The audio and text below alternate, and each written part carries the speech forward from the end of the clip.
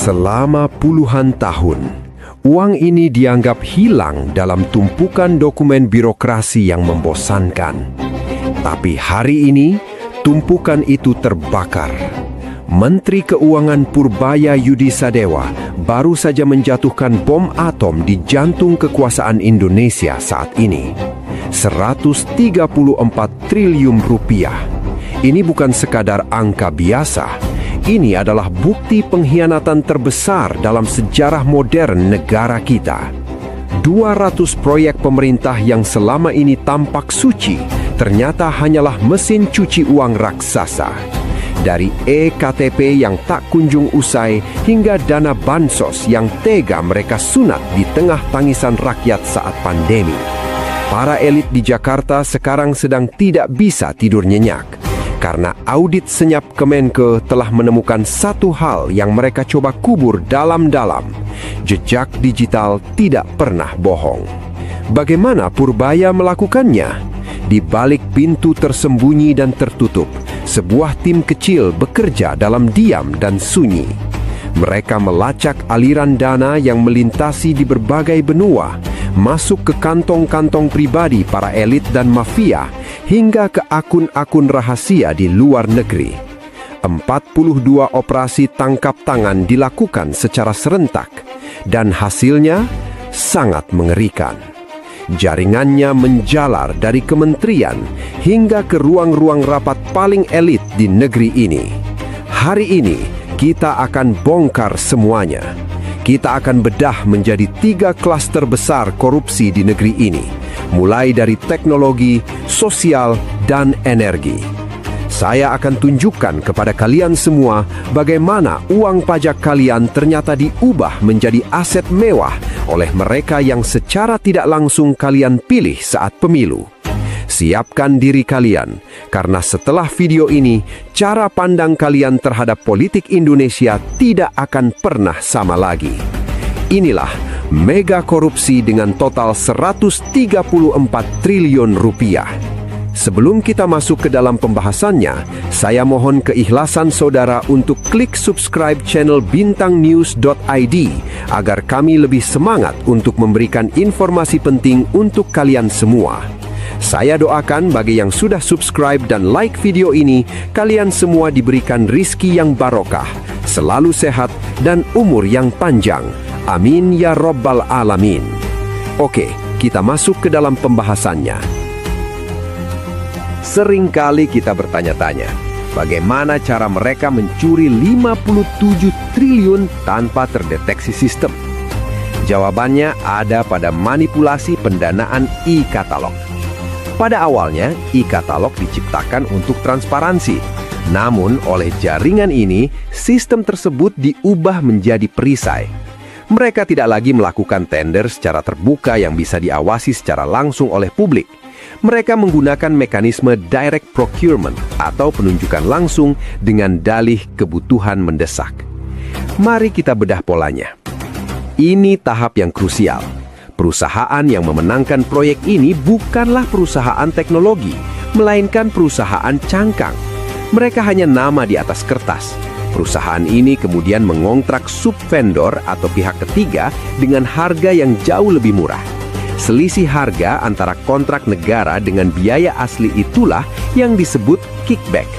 Selisih ini tidak dikirim langsung ke rekening tokoh politik, melainkan di layering melalui transaksi antar perusahaan fiktif di berbagai kota, sebelum pada akhirnya bermuara di satu titik di akun luar negeri. Mari ambil contoh kasus data center atau pengadaan server yang mangkrak tahun lalu. Anggaran yang cair mencapai 500 miliar. Secara teknis, spesifikasi yang dijanjikan adalah server kelas enterprise dengan redundansi tinggi. Namun, apa yang dipasang di lapangan? Perangkat keras refurbished atau bekas yang labelnya diganti seakan-akan produk baru. Tentu mereka menghemat lebih dari 300 miliar di sana. Uang ini yang kemudian mengalir ke bawah meja untuk mengamankan posisi mereka agar tidak diaudit. Ini bukan korupsi administratif, ini adalah sabotase infrastruktur digital nasional yang telah tersusun dan sangat terencana dengan matang. Banyak yang bertanya, kenapa nama Setia Novanto selalu muncul? Bukan karena dia masih memiliki kuasa eksekutif, tapi karena dia adalah arsitek dari ekosistem ini.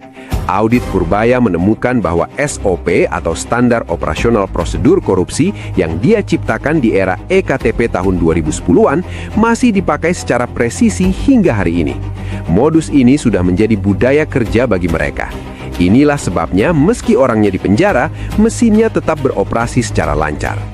Inilah mengapa sistem 57 triliun itu dirancang sedemikian rupa supaya kita sibuk mencari kesalahan secara teknis, padahal masalahnya ada pada niat di baliknya. Jika kalian baru sadar betapa mudahnya uang pajak kita disulap menjadi angka fiktif, melihat pola 57 triliun ini saya jadi penasaran. Menurut kalian, apakah ada proyek teknologi di sekitar kalian yang juga mangkrak seperti yang kita bahas ini? Silahkan komen di bawah. Bayangkan sebuah karung beras. Seharusnya satu karung untuk satu kepala keluarga. Namun, audit terbaru 2026 membongkar bagaimana karung itu bocor di sepanjang jalan. Bukan karena truknya rusak, tapi karena kebijakan kuota yang dimanipulasi sejak di tingkat kementerian. Mereka mengatur supply chain bansos sedemikian rupa agar harus melalui distributor rekanan tertentu. Harga beras di tingkat pasar hanya sekitar Rp12.000, tapi negara membayarnya ke vendor dengan anggaran Rp18.000. Selisih itulah yang menjadi pundi-pundi para elit nakal. Kenapa mesin jahit? Ini pertanyaan paling menarik. Modusnya adalah menciptakan koperasi UMKM fiktif. Audit menemukan ada ribuan mesin jahit yang dipesan melalui e-katalog, namun alamat penerimanya adalah rumah kosong atau gudang yang sudah ditinggalkan. Mereka tidak butuh mesin jahitnya, mereka butuh invoice-nya. Dengan invoice yang sah dari negara, uang negara cair, barang tidak pernah sampai, dan keuntungan 9 miliar itu dibagi habis sebelum sempat terendus oleh inspektorat. Dampaknya bukan hanya uang yang hilang. Setiap Rp1 yang disunat dari bansos adalah 1 hari di mana seorang ibu harus memilih untuk tidak makan demi anaknya. Ketika kita melihat proyek bansos yang mangkrak atau penyaluran yang salah sasaran, itu bukan ketidaksengajaan. Itu adalah kebijakan yang disengaja agar data tetap berantakan, karena di dalam data yang berantakan itulah korupsi paling mudah bersembunyi. Jika korupsi sosial ini adalah cara mereka menyedot uang di level akar rumput, maka di level atas mereka bermain dengan jauh lebih besar. Mereka bermain dengan sumber daya alam. Dari beras dan mesin jahit, kita bergeser ke sektor yang menyuplai energi bagi industri nasional, timah. Dan di sanalah angka 63 triliun mulai berbicara. Kasus bansos 25 triliun dan mesin jahit fiktif ini adalah contoh bagaimana mereka mencoba membuat kita lupa. Mereka berharap kita lelah dan berhenti bertanya. Saya yakin banyak di antara kalian yang pernah merasakan atau melihat langsung keanehan dalam penyaluran bantuan di daerah kalian masing-masing. Tuliskan pengalaman atau pengamatan kalian di kolom komentar. Apakah kalian pernah melihat bantuan yang tidak layak atau proyek mangkrak lainnya? Dari beras dan mesin jahit, kita bergeser ke sektor yang menyuplai energi bagi industri nasional, timah. Dan di sanalah angka 63 triliun mulai berbicara. Sektor timah adalah ladang emas yang menyedot 63 triliun. Ini bukan soal tambang rakyat. Ini adalah tentang bagaimana ratusan hektar lahan di Bangka Belitung diserahkan secara ilegal kepada segelintir perusahaan smelter yang punya koneksi tak tersentuh. Mereka menggunakan izin tambang resmi sebagai kedok untuk mengeruk wilayah konsesi yang bukan hak mereka. Saat Purbaya dan tim audit Kementerian Keuangan turun, mereka menemukan ada selisih produksi yang hilang. Hampir 40% dari total ekspor kita tidak tercatat di neraca negara, tapi masuk ke kas pribadi para elit. Sementara timah dikeruk, di sisi lain, infrastruktur digital kita, BTS 4G, dibiarkan mangkrak. Mengapa mangkrak? Karena uang proyeknya sudah habis dipakai untuk menutup fee politik di depan. Audit forensik menemukan pola markup yang gila. Satu tiang besi yang seharusnya berharga 500 juta dikontrakkan seharga 2,5 miliar.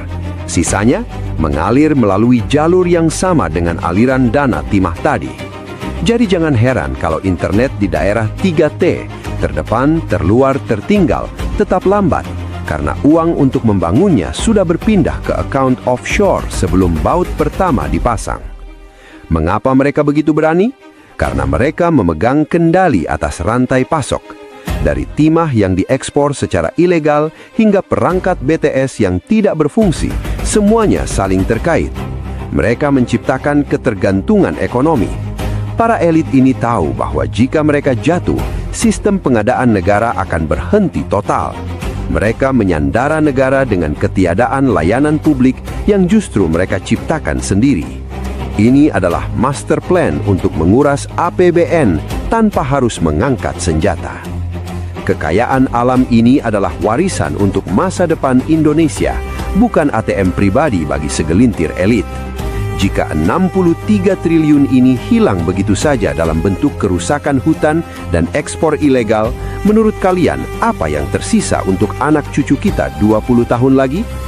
Tulis jawaban jujur kalian di kolom komentar di bawah. Apakah kita masih bisa mengharapkan keadilan di negeri ini? Banyak orang bertanya, kenapa orang pintar dan berpendidikan tinggi mau masuk ke dalam pusaran korupsi ini? Jawabannya sederhana, mahar politik. Sebelum seorang calon kepala daerah atau pejabat kementerian melangkah ke kursi jabatan, mereka sudah harus menanggung beban utang ratusan miliar. Biaya survei, logistik lapangan, hingga saksi di tiap TPS, semuanya membutuhkan uang tunai dalam jumlah besar. Dan bagi para elit, uang itu bukan berasal dari tabungan pribadi. Uang itu datang dari para cukong, pengusaha yang memiliki proyek di sektor timah dan BTS. Begitu mereka duduk di kursi kekuasaan, hukum rimba berlaku. Utang harus dibayar. Disinilah audit Kemenku menemukan pola penyetoran balik. Perusahaan cangkang tadi, mereka bukan sekadar rekanan, mereka adalah penagih utang. Proyek EKTP, bansos, hingga tambang timah diberikan kepada mereka sebagai cara untuk mengembalikan modal kampanye para elit tersebut. Ini bukan lagi soal efisiensi negara, ini soal pengembalian investasi politik. Sistem ini sangat sulit ditembus karena penyanderaan kebijakan. Jika seorang penyidik mencoba masuk ke satu kementerian, mereka akan berhadapan dengan tembok tebal berupa legitimasi hukum yang dibuat sendiri oleh para elit. Mereka tidak hanya menyembunyikan uang, mereka menyembunyikan jejak legalitas. Mereka membuat regulasi yang seolah-olah benar secara hukum, padahal isinya adalah celah untuk mencuri. Inilah alasan kenapa audit Purbaya tahun 2026 ini dianggap bom nuklir. Karena untuk pertama kalinya, audit ini tidak melihat hukum formalnya saja, tapi melihat niat jahat di balik kebijakan tersebut. Pramono, Puan, hingga bayang-bayang di balik kursi kepemimpinan lainnya, mereka bukan bekerja sendiri. Ini adalah jaringan simbiosis. Elit menyediakan perlindungan politik, birokrat menyediakan teknis operasional, dan pengusaha menyediakan modal. Jika satu mata rantai ini putus, seluruh sistem akan runtuh. Itulah sebabnya mereka akan melakukan segalanya untuk membungkam temuan audit ini. Tapi hari ini, di video ini, kita tidak akan membiarkannya terkubur. Setelah melihat betapa rumit dan sistematisnya jaringan korupsi di negeri ini, dari mahar politik hingga penyanderaan kebijakan, menurut kalian, apakah korupsi di Indonesia masih bisa dibersihkan secara total? Atau kita sudah terlanjur terjebak dalam sistem yang tidak bisa diperbaiki lagi? Coba kalian komen di bawah. Kemudian kita juga sering muak dan marah saat mendengar kasus korupsi. Tapi di saat yang sama, kita masih sering melihat uang disebar saat musim pilkada. Tanpa sadar mungkin kalian juga menerima uang itu. Nah, menurut kalian, apakah kita sebagai masyarakat sebenarnya sudah cukup bersih dalam memilih? Atau kita sendiri adalah bagian dari lingkaran setan yang membiarkan biaya politik tetap tinggi? Yang ujung-ujungnya, mereka pasti akan korupsi agar modal pemilu bisa balik modal. Terus bagaimana menurutmu agar sistem ini benar-benar bisa berhenti? Jadi, apa yang sebenarnya terjadi? Kita tidak sedang membahas sekadar